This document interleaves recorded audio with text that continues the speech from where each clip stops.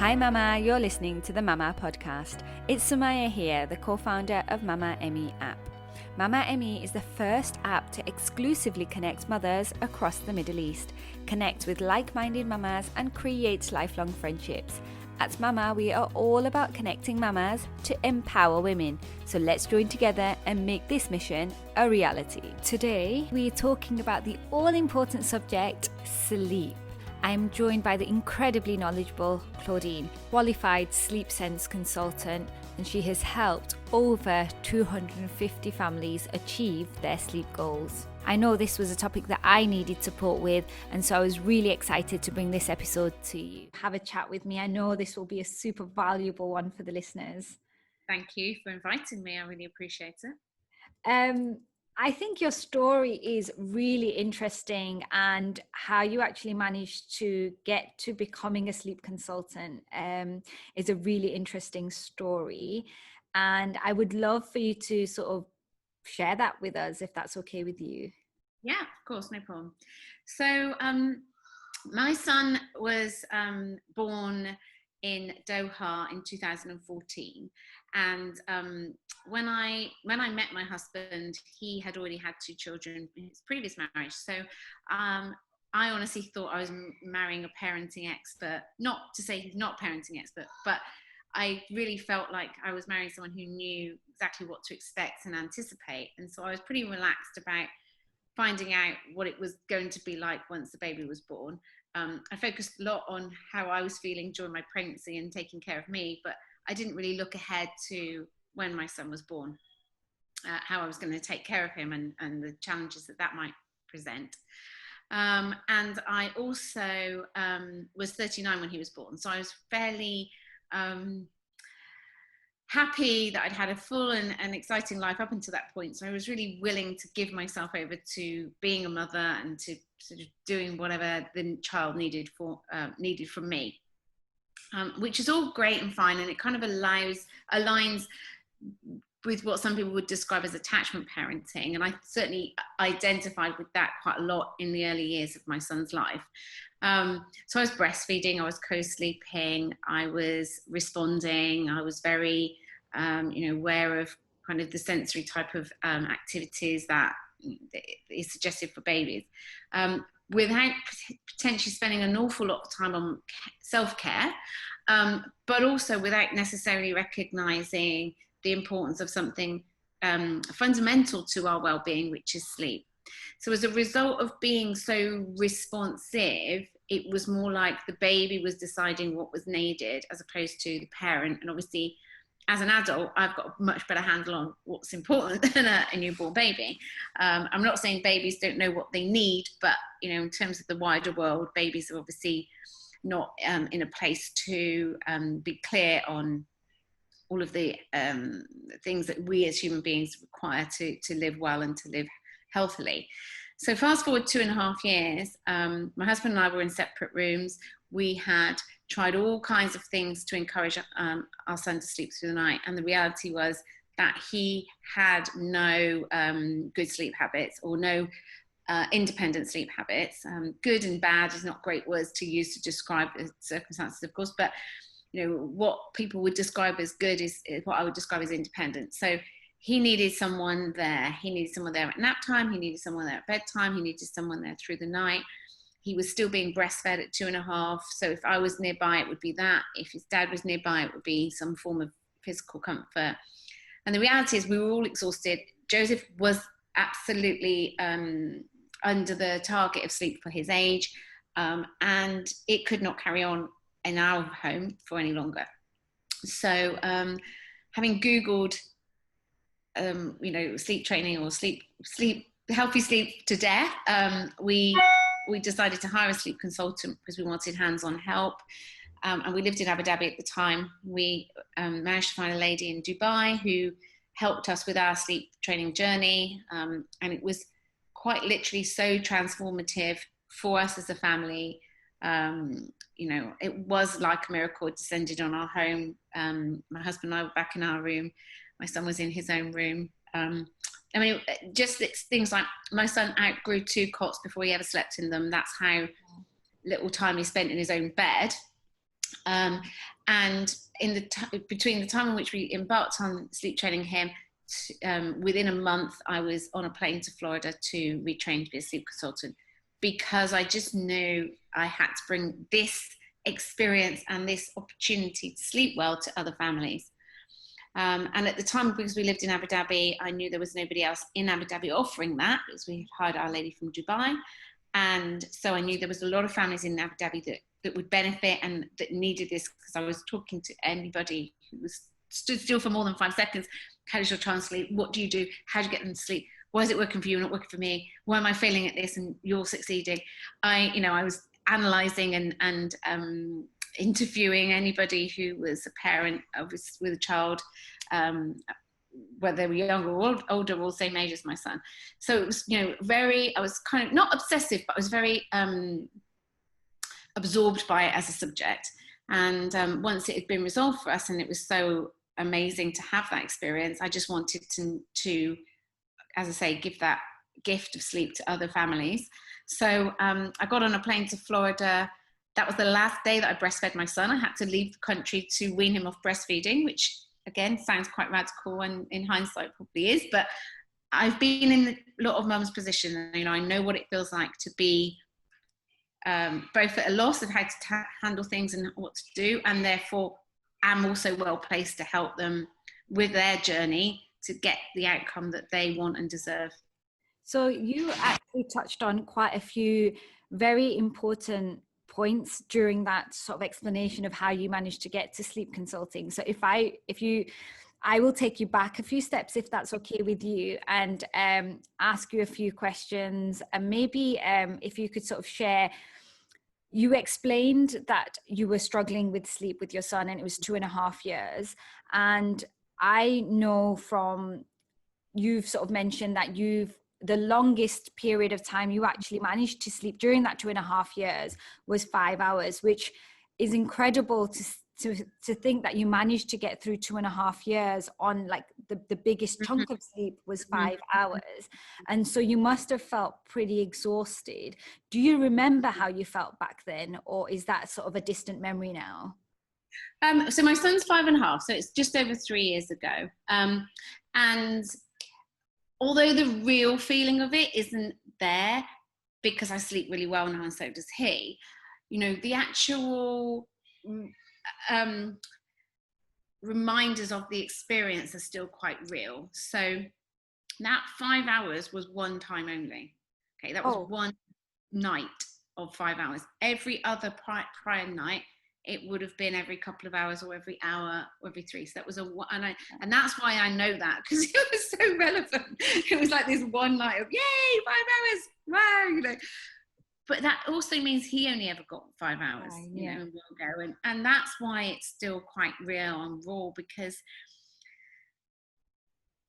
whatever works for a family is fine. There's never a problem unless there's a problem. But now on reflection, that is not healthy beyond the age in which a child needs to be fed sort of regularly in the night. In other words, little babies obviously need to wake up, let's say, every 3 hours or 4 hours for feeding, but he was not a little baby anymore. He was developmentally mature enough to have longer chunks of sleep night after night, consecutive nights, and he didn't. So I do recall, very, very kind of clearly the physical drain it has on me and him and my husband. I lived in a place called Al Zaina in Abu Dhabi, which is right under the flight path, and there's an A380 that goes over at 2 a.m. every morning, and I know I used to hear that plane pretty much every night. So that's pretty real still. 3 years later, I know that, very much for sure. I remember driving down the highway. So Al Zain is out of the city. Raha Beach is by the airport in Abu Dhabi, so anyone who knows the geography. And I used to go to a class with him in the city, and I used to drive on that particular road, and then suddenly look around and realise I'd got 30k down the road and can't quite remember the starting point and where I got to now, that sort of dazed feeling. And I remember going to a shop to buy some new trousers, Banana Republic and trying on a size, and the lady saying to me, these are way too big for you. I'd lost more weight. I didn't even recognize myself because I was so kind of a shell of myself that I couldn't believe that she was offering me a small pair of trousers. Thank you, that was great. But because I was just so depleted, breastfeeding obviously uses up a lot of calories, but I wasn't really taking care of myself in other areas such that I was at my best self. So I do remember it being a tough time. Obviously, lucky for us, we're out the other side, but there is one sort of element that I do keep as a reminder of our journey. And on my desktop, on my computer, my screensaver is a picture of my son when he started nursery. He's about just over 18 months old, and he sat on this little bench in the playground of nursery, and he looks for all the world like the happiest little child you've ever seen, with these big black circles and lines under his eyes. And when we hired our sleep consultant, she helped us to work out, she asked us to fill out this sort of graph thing of how much sleep he was having. And he was having about 9 hours sleep a night, and he should have been having 12. So my little boy, who's happy, who's enjoying nursery, who's enjoying life, is 3 hours of sleep too little every night, night after night after night. So the point about me keeping that screensaver is to remind myself both of where we've come and what we've achieved, and to keep me wanting to help others, but also to sort of show me that even if a child's super happy and super jolly and super enjoying life, doesn't necessarily mean to say they're as well rested as they could be. Yeah, sure. And I think that's really empowering now for you, because knowing how much of a difference it's made to your life, and knowing that you can give that to other families as well, is a pretty incredible feeling. Yeah. That must have impacted you quite a lot mentally, surely, that sleep deprivation and that sort of days and the exhaustion that you feel because you don't get enough sleep, as well as then having a newborn baby to look after. You sort of mentioned something that really resonated really strongly with me, because you said that you were really healthy during your pregnancy. You really focused on staying healthy and looked after yourself, but you never looked past your pregnancy. And it's the same. I did exactly the same. And maybe that's part of the joy of not knowing, is actually part of being able to enjoy that pregnancy. Yes. But I had the same feeling, where you have then a newborn, and that learning curve is so steep, and any new mom will sort of relate to that, because that learning curve is so incredibly steep, especially in those early months. But that, coupled with the lack of sleep, must have been pretty challenging altogether. Yeah, I mean, we were quite lucky at the very start, as in the first newborn phase, the first 12 weeks.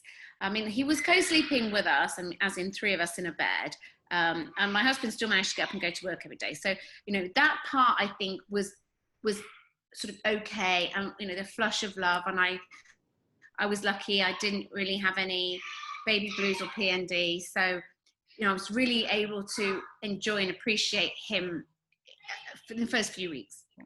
We didn't have a lot of challenges. I had my parents staying with me as well, so there were times during the day where I could definitely catch up on naps. Joseph was always being held by someone, which is good and bad, but at the time it was fine. There's 2 things that I can say about that, though. The first thing is, we went to the UK, Joseph and I, to visit friends and family, for me to sort of introduce him to people.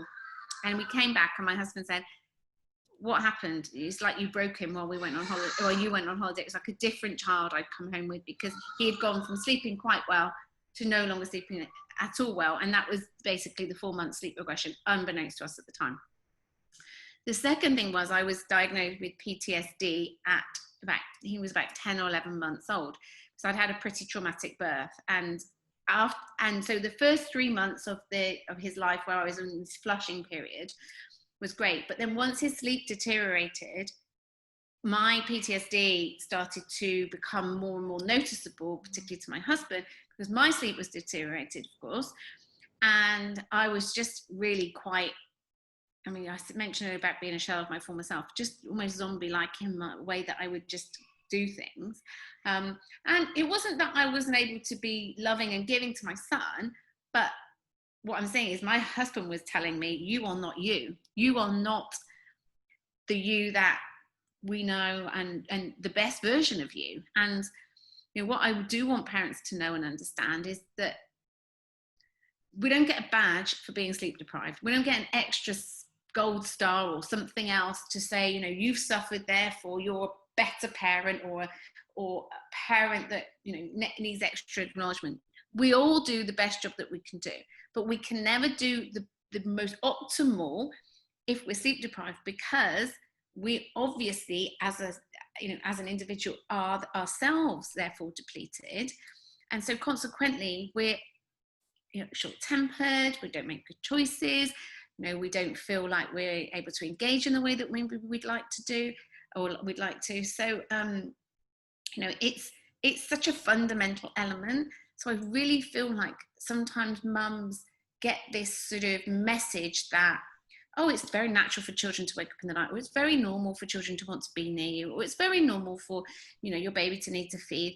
And it is, until you realize that it's very normal to sleep, over and above everything, or in addition to everything. It's a basic human need: shelter, food, and sleep. Okay, they are part of a trigraph. Put one to one side, okay, the shelter may still be there, the food may still be there, but you're operating at a 30% reduced capacity, which is obviously significant. So it does say something if we're willing to put that a third of our basic human need to one side and kind of ignore it, thinking that it'll all be fine. It really isn't necessarily the case at all. Yeah, and I agree with that, because I think it's so important to remember that actually being your best self means that you're a better parent to your child. And I know that I wasn't very good with the sort of interrupted sleep. And so I knew that it was something that I needed to address, because I wanted to be a better parent during the day to my daughter. Because for me, staying patient was very challenging, having had very little sleep. And I mean, I would like to, I guess, it is, you mentioned that it is normal in some circumstances. Is that the first sort of 4 months where they say the fourth trimester? Is that? Yeah, I mean, you can either be blessed with a very sleepy newborn, or you can be blessed with a very not sleepy newborn. And I know both are a blessing, obviously. I remember I did a sort of little workshop at a shop called Mammy's in Al Seif Mall in Abu Dhabi. I'll just give them a small shout out, because it's not a chain store, it's a locally run shop. And this lady came in with a 7-week-old baby, and she said she's so happy, she's so easygoing, but she doesn't sleep. And this was about 1 o'clock in the afternoon, and this little girl woken up at 7 o'clock that morning and had not slept. Okay, now newborn babies of that age should be asleep about every hour. And I was looking at this child thinking, wow. And she was happy, and she was smiling, and she was the sweetest little thing. She wasn't screaming the house down. And I think sometimes, because there's no obvious reaction in some situations, and if your baby's crying, you think, well, I've got to do something to resolve this, then there's something going on, there's something that needs to be fixed or helped in some way. But when your baby isn't, maybe you're not seeing that there is something going on that there shouldn't be, of course, particularly if you're a new parent or you're a busy parent. This is part and parcel of life, isn't it? We get sort of dragged into being and doing other things. This was also a working mum. She was a teacher, so she obviously very busy and sort of reasonably stressful job. The point being that even if we're sleep deprived, it may not be there outwardly, and it wasn't with this little baby, but it still doesn't mean to say it's something that she didn't need. She definitely did need it. It just wasn't, in the mum's face, as it were. And we can operate at less than perfect capacity, but still operate. That's the reality. It becomes a new normal. I had created a new normal for myself. My son had a normal. He didn't know any different, obviously.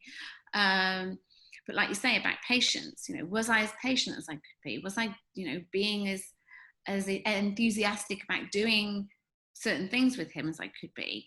And for me, just as a personal experience, because we didn't sleep for 2.5 years, that's why I'm a mum of only one child. Now, that also might seem quite radical to a lot of people, but I was 39. I was always going to be, on the cusp of maybe would it be time to fit another child in. But more importantly, there was no way I was going to go ahead and get pregnant and be sleep deprived, deal with a toddler and have a baby and be sleep deprived. I just couldn't even imagine taking that on. And so by the time we sleep trained Joseph and came out the other side, I mean, it's not like a week after we sleep trained him, we're like, okay, let's go again. By the time we had all settled down, basically it was too late. So for me, I'm never going to get that opportunity back. It's never going to be a position I'm going to be in again when I think, we've now got time to, I'm 45 now. So, it is a living regret to have not dressed our circumstances sooner, knowing that maybe I would have be a mum to more than one child now. But being able to gift that back to another mother and hopefully allow some mums to realize that it's okay to notice that sleep is something that should be allowed as a mom. I think, like you say, sometimes in society we talk about how we are we're giving up so much, and that's something that's commended, I guess, right? And I think it's okay to say, like, look, sleep is needed for you and your baby, and actually it's something that we can all strive towards. And I think this just brings me, I want to go back a few steps in a second, but this just brings me back to just mentioning here that sleep train doesn't necessarily mean cry it out. Yeah. So there's a lot of sleep training, I think, is a bit of a taboo subject in certain circles or in certain groups or forums or cultures even. There's a lot of controversy as well as anything else. And, parenting is an emotive subject and people have got a lot of opinions, okay? I don't have any agenda whatsoever, that I have no interest in trying to tell people that they should do something if they're not interested in making that change. Whatever's not a problem in your home is not a problem in your home, okay? It's only when it is a problem that the consideration of hiring a sleep consultant should be there. But it is not necessarily that there's a need for the baby to cry, okay? Children will get upset if they're tired and they have something difficult to deal with, okay? And making a change in the life of any human being can often be perceived by that human being as difficult. The reality is, cry it out, which is also probably one of the most, if not the most well-used method of sleep training, if you can call it training, is basically when you put your child to bed and you leave the room and you don't go back. Yeah. Okay. There's no returning to comfort or anything of any contact nature until the next morning. Okay. Now, to a lot of people, that might sound quite radical, but the other end of the spectrum is pre-internet, pre-social media, pre-Google. Probably most families were cry out families, or a version of. I'm 45, so I have a lot of friends from childhood who had their babies in their 20s. And believe me when I say those are working mothers who had a husband, a home to run, food to put on the table, laundry to do. They don't have helpers. We're talking about UK-based people. They don't have nannies. Some of them don't even have families living nearby to help them.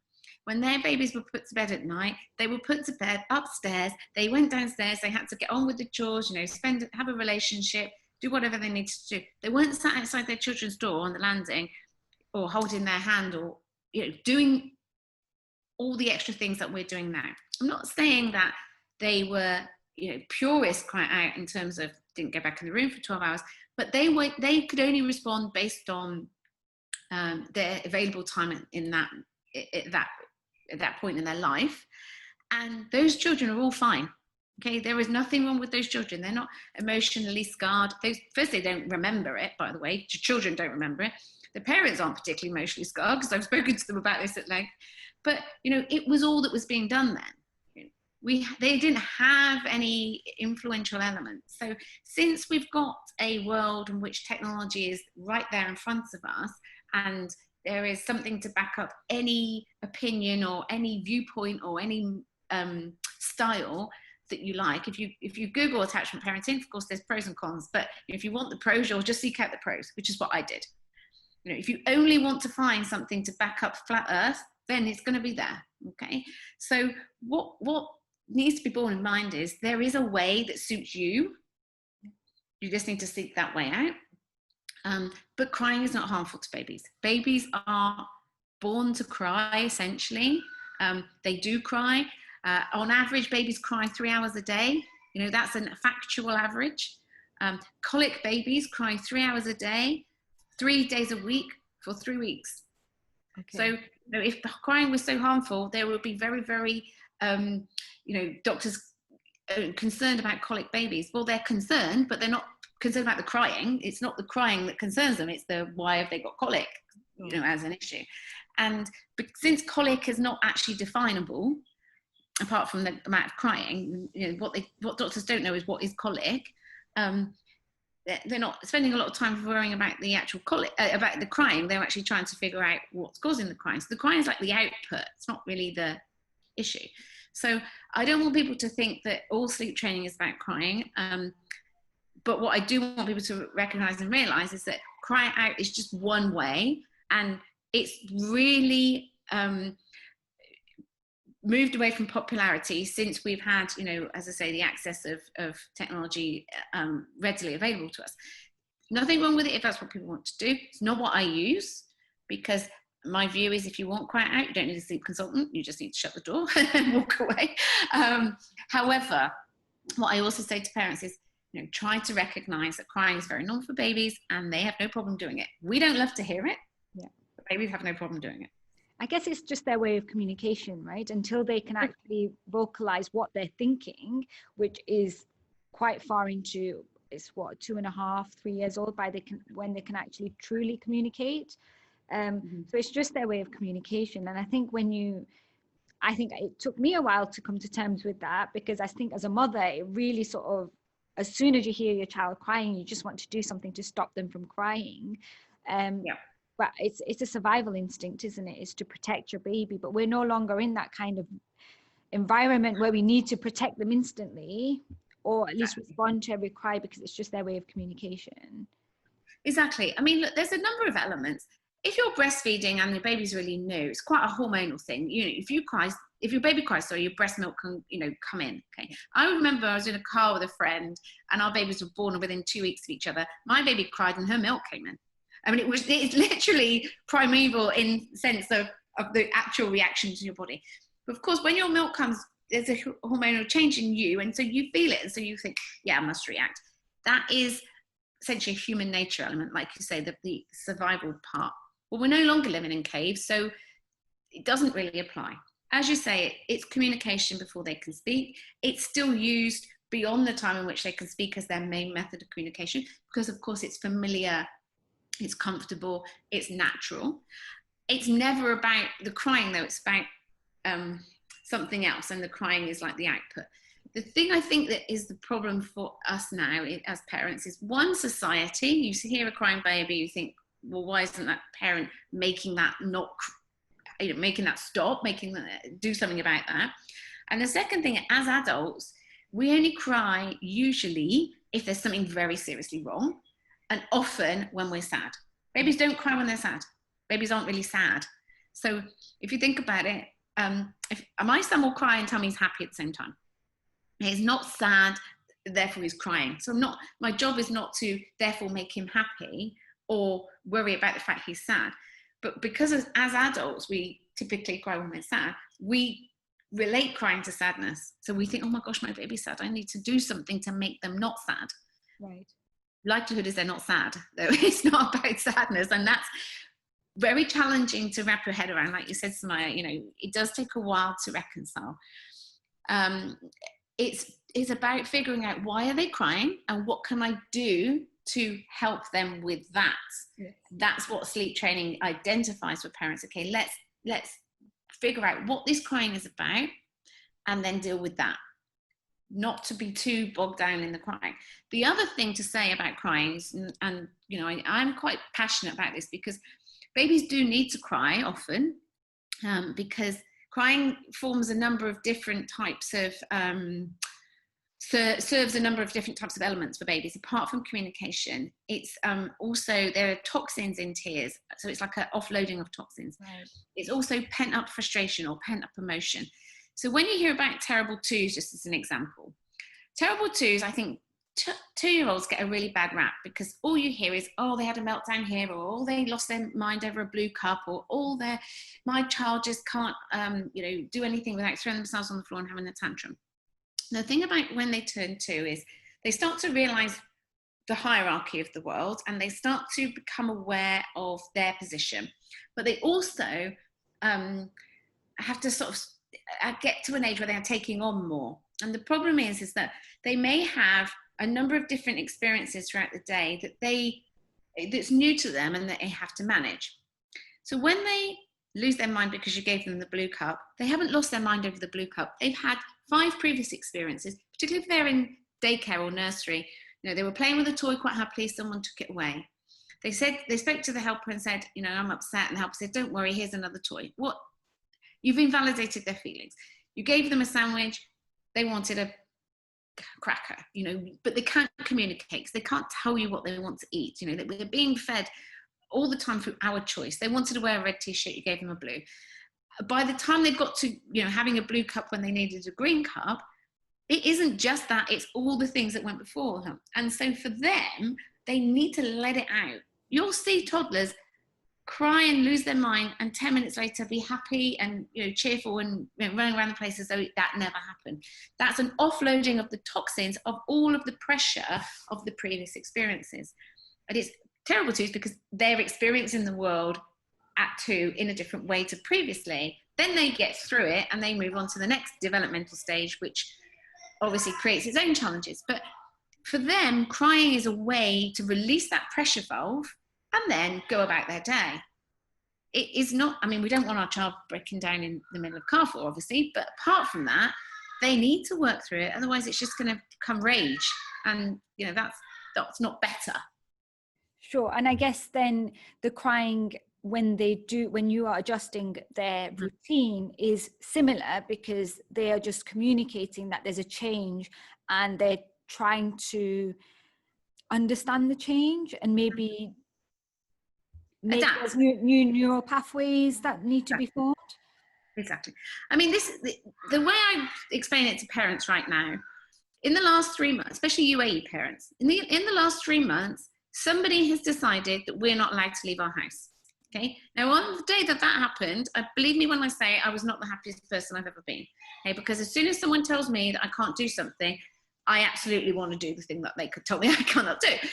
That's my personality, but it's not really that unusual for human beings. We do not like change. We are predisposed to resist change, even if change is good for us. Bearing in mind that they were making that change for the betterment of, or for the protection of us, okay? So you cannot leave your house because there's a virus and you might get sick. Well, I really want to leave my house. Well, I mean, it's not even logical, is it? It doesn't make any sense to want to do that. However, so protesting change. So I had like a week where I was eating chocolate every night and, you know, is it wine o'clock yet? And all that kind of thing. And then I was like, okay, I see where this has gone. You know, lucky me, I live in the UAE. They're protecting us. You know, they're very thoughtful about it, etc. Came out the other side, pretty happy with the outcome. Went through that period of total quarantine. The day they decided to, relax the quarantine, I couldn't have been happier. Okay, yeah. It's the same for children. I've decided that you're going to fall asleep in a different way, and I'm not going to consult with you about it, and I'm not going to discuss it with you, and I am not going to, even have your opinion on it. I'm just going to do it to you, and guess what? You're going to put up with it.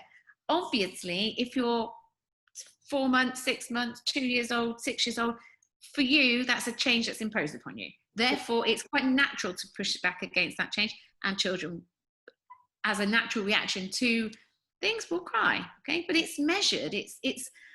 I am tired. I just want to go to sleep. And today you're going to do something different than you've done 100% of my life. Why? it's about navigating what is the issue in and of the moment, helping them to manage that feeling, knowing that it's not the journey, it's the outcome that is the important part. And children are very adaptable. Precisely. I mean, honestly, it's incredible. I mean, people will say to me, oh, I'm really worried about getting rid of the dummy or pacifier. And I'll say, believe me when I say that is an item that they could not care less about once they sleep train. And literally, within 24 hours, it could be as quick as that they've gone from thinking that is the most important thing on the planet to not needing it whatsoever.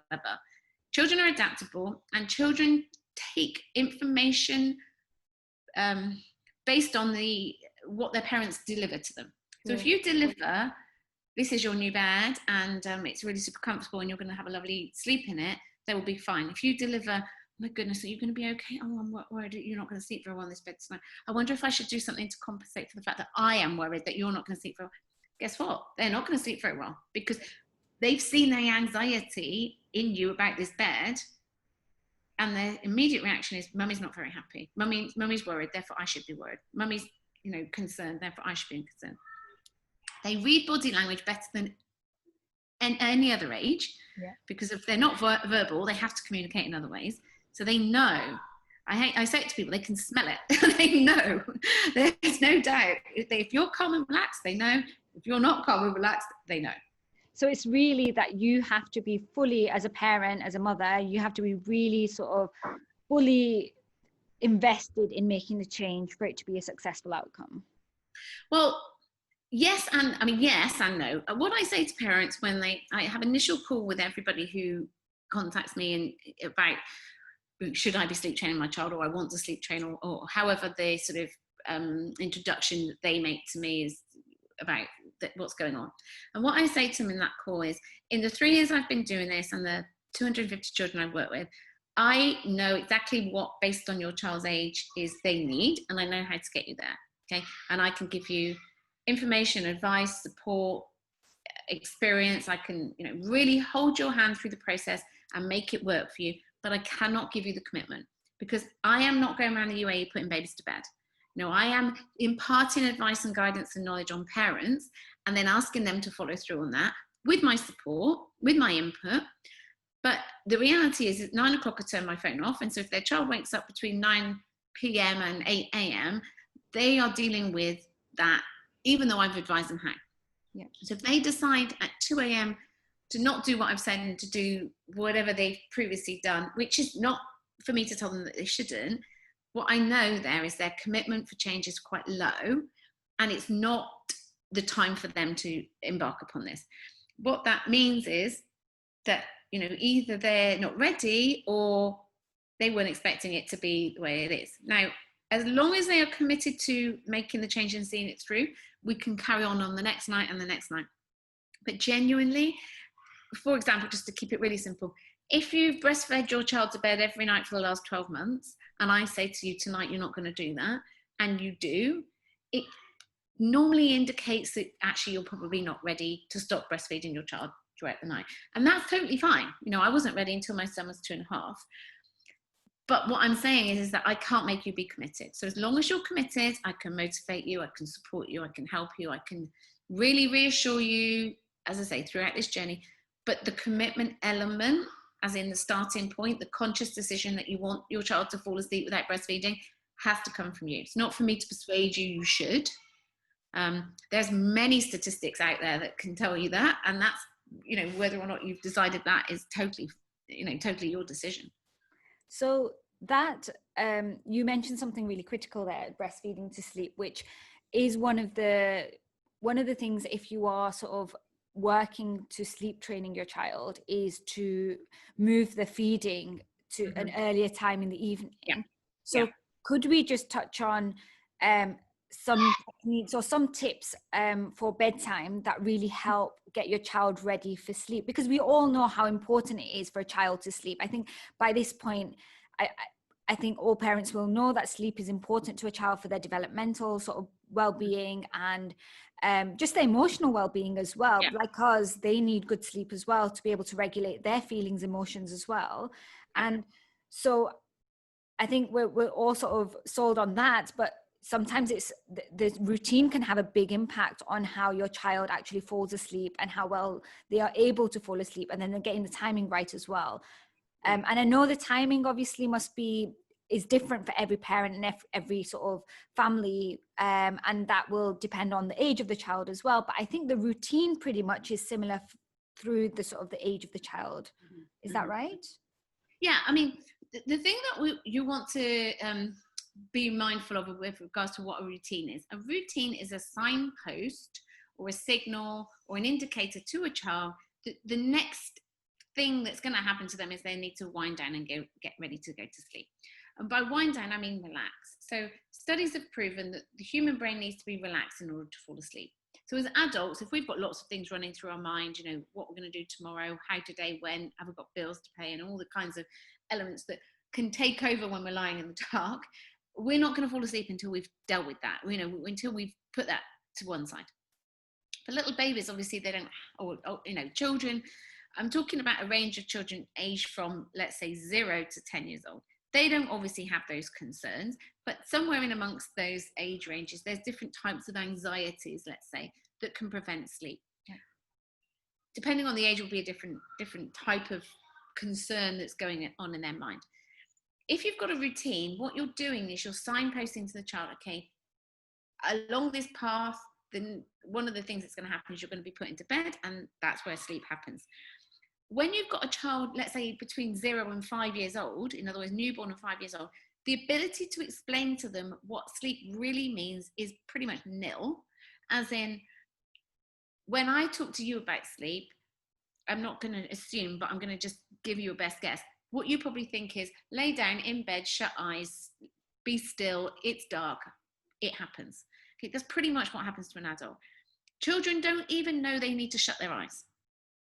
All children who are young will lay there with their eyes open until just before they fall asleep. They don't even know they have to shut their eyes in order to go to sleep. So fundamentally, children don't understand sleep. Okay, so if you think of it in those terms, they are not, you know, on a chips are down, let's say. So the routine helps them to start to recognize, I have a bath, I get dressed, you know, mummy reads me a story, we have a cuddle, I go into bed. That gets repeated, and it happens at time when I'm tired, and then the next thing is sleep. So in terms of routine, you cannot underestimate the value, the importance, the element that will support your child into learning that winding down and relaxing and sleep coming next is the stage of that, the next stage of that. So routines. Dark rooms, please don't underestimate the power of a crack of daylight coming in through the tiny little bit of curtain. Since COVID, I work virtually. Prior to COVID, I would go to see people at home. And when I see them at home, I'd say, okay, let's shut the curtains. I'd be there during the day, usually, not always. But, okay, those are not blackout curtains. There is too much light coming in, and it's really easy to underestimate the power of that. So dark room, cool room. Again, a lot of parents get very alarmed when I tell them that studies have shown that the optimal sleeping temperature for human beings is 16 to 18 degrees C. Most people's eyes go out on stalks, particularly my clients who are Middle Eastern, because 16 degrees C is like winter woolies. To you and I, that's a nice summer's day, right? But they're thinking, what? And the way that I explain that is layers on the body, but a cool room. I'm not talking about exposed flesh and 16 degrees, but what I am saying is that cool rooms are, again, going back to our DNA and our ancestral sort of selves, that's what we had. The sun set and it went cold. So we used to sleeping in cold. We need cold as a trigger to a reduction in body temperatures, I should say, to trigger us to go from wakefulness to sleepiness. So cool room, dark room, routine before bed. Fundamentally, you cannot underestimate the importance of those. Then in terms of feedings, depending on the age of your child, feedings will either be timed during the night or not necessary. So from the age of 6 months old, or 6.5 kilograms, roughly 6.5, your child is developmentally mature enough to sleep through the night. So I've got 3 months old that sleep through the night. By sleep through the night, I do mean 10 to 12 hours, sorry. I've got 4 months old, 5 months old, and then from 6 months old, genuinely, they should be going to bed, let's say 7 p.m. and waking up at 7 a.m. and no waking in between to get the sleep that their body needs.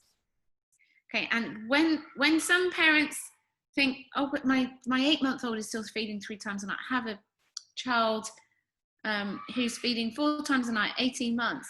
The point is not to misunderstand the indication that they may be hungry or that they're waking up when they're drinking well. They're taking in the calories that they need in 12 hours across 24 hours.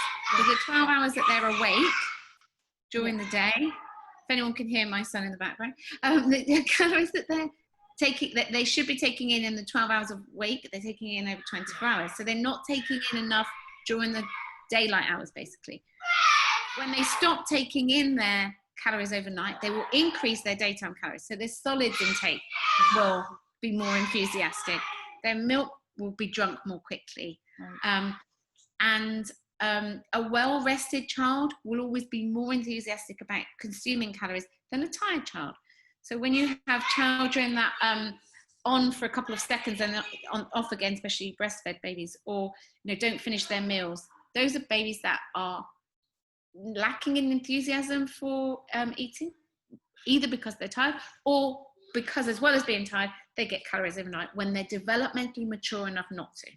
Sure. And I think just one thing to point out, you mentioned that when they sleep, you mean they sleep from when they go to bed to when they wake up. And I think the thing that I found really challenging early on in pregnancy was when you do talk to other parents or mothers about sleeping through the night, people have different definitions of what sleeping through the night means. So to me, sleeping through the night meant she goes to bed and wakes up in the morning. So she sleeps all the way through without disturbing my sleep. Mm-hmm. But to other people, that's not necessarily what that means. And I think if you're if you're a mom with a young child and you've had these conversations, really do bear in mind that you may not have the same definition of what sleeping through the night means.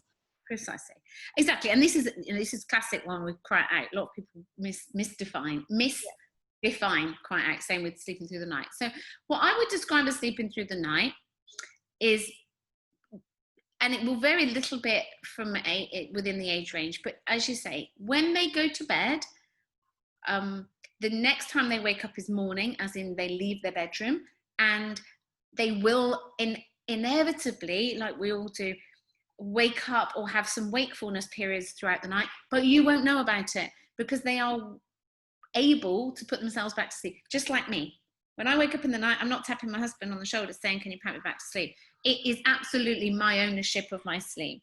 Sometimes I will wake up, turn over and go straight back to sleep. Sometimes I will wake up, get a glass of water, go back to sleep. Sometimes I'll wake up, maybe go to the bathroom. Okay, if we wake up and it lasts longer than 3 minutes, we have the ability to remember it the next day. If it's less than 3 minutes, we don't remember it the next day. So when you wake up in the night, when you sleep through the night, inevitably you've woken up a few times, but you haven't been awake for long enough that it's disrupted your sleep. And it's the same for babies. So in other words, they may still have wakeful periods, but they are so, firstly, able to put themselves back to sleep, but secondly, brief, that the parent's sleep is not disrupted. Sure. And you mentioned the blackout blinds, and that made a big difference to us when we introduced the blackout blind. We actually now travel with a blackout blind. Yeah. Because it has such a big impact on her sleep, especially when you're in a different environment as well. So it's like an addition to... yeah, exactly. So another hindrance that you want to do. Yeah. So what I was always, and I don't know the answer to this, but people always say, aren't they afraid of the dark? Mm-hmm. Yeah. Yes, when they're about 4 years old, that can happen. You can't be afraid of the dark until you know what fear is. You can't know fear unless you know, on balance, the difference between being fearful or having something to be afraid of and not. So you have to be cognitively aware enough of those elements. The other thing is that we have evolved as a species for more years without artificial light than with artificial light. So we've only had artificial light, or light that we can control in terms of turning it on and off, for about 300 years. But we've been in a species for thousands and thousands and thousands of years. And so our predominant preferences are those previous sort of experiences that we develop as a race and as a mammal. So if you think about it, we used to go to bed when sun set and got up when sun rose, okay? And depending on where you live in the world will depend on how that affects you, and obviously would depend on the time of year to some extent as well. Well, little babies are very tuned into that, which means that they are perfectly happy to sleep in pitch black, because that's what we've done, you know, it's quite literally for centuries. And likewise, very tuned into sunrise and sunset as their triggers to be asleep and awake. So if your child falls asleep at 10 p.m, but you live in a country where the sun sets at 6 p.m, believe me when I say that's 4 hours that they should be asleep when they're awake, and it's not what their body would prefer. Right. And aligned to that, when they start waking up at 6 o'clock in the morning, believe me when I say that's what their body prefers, because the sun is rising. Now, if you can black out the room so entirely that it's pitch black, that they can't tell daytime. So when when you go to a hotel, that's the best blackout curtains ever. Those types of blackout curtains are the only ones to believe in as a guarantee that there's no light coming in. I sent a message to a client not that long ago, and I said, is the room dark for naps? And she said, yeah, we've got blackout blinds. And then she went into the room and she sent me a photograph. She's like, yeah, not so much. And there was just cracks everywhere. It just was so funny that she was so confident, and then actually checked. Yeah. Okay, yeah, no, there isn't. It's not black.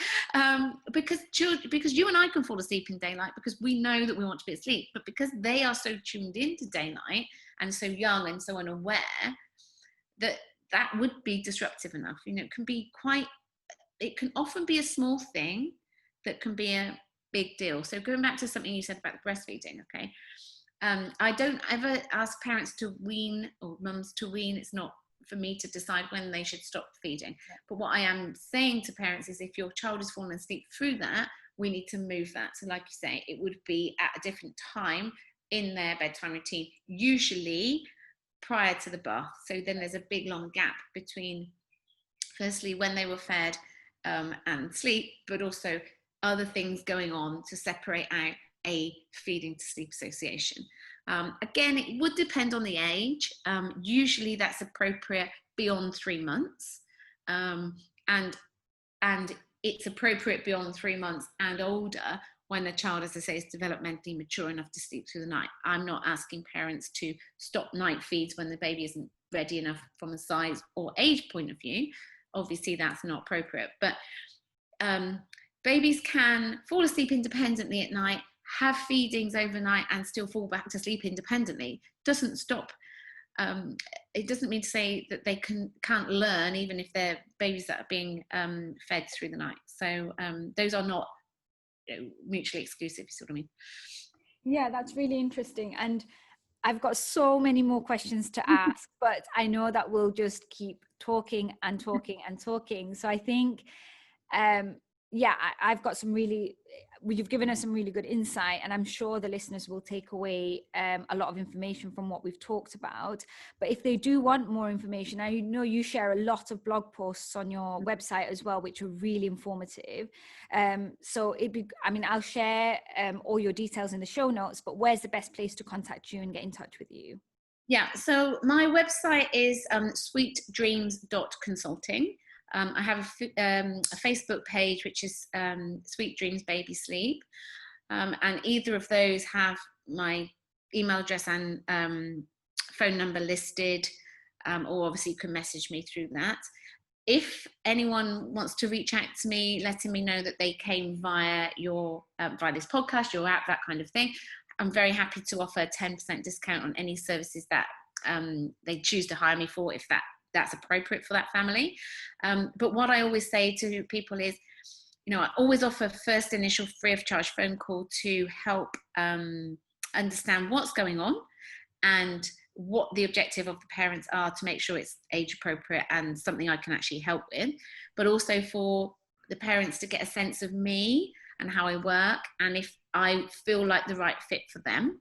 So I really want to get the point across that you may not feel that I am the right person for you, and that's totally fine. It's quite a personality related service, in that I want families to know that I'm in their corner, but they obviously want to believe that I am the right person for them. So the free of charge phone call can often mean that I can just give a few tips if the situation is not so severe or so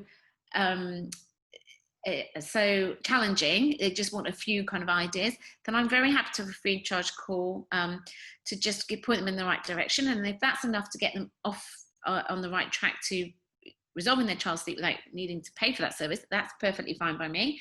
I'd love to be able to help people however I can. So don't hesitate, listeners, if you do want some help, whether it's something that you want to pay for in terms of you need extra support, or perhaps just one or two pointers to get you off on the right track.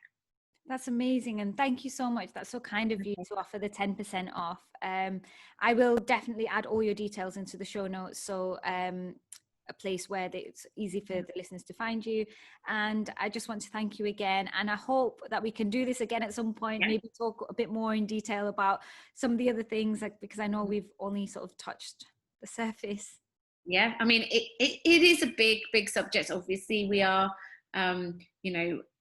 we are talking about, as I said earlier, a fundamental human need, and as a race, we don't actually understand sleep that much. We are quite uncertain about the elements of sleep that we definitely go through and that we definitely need, and that we don't respond well to if we don't get. But we struggle to understand or to research sleep in the way that gives us a full understanding of it. So it is a big topic.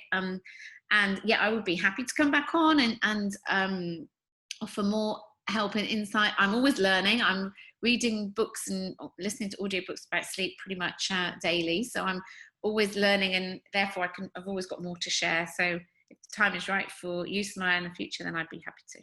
That's amazing. Thank you so much again, Claudine. My pleasure.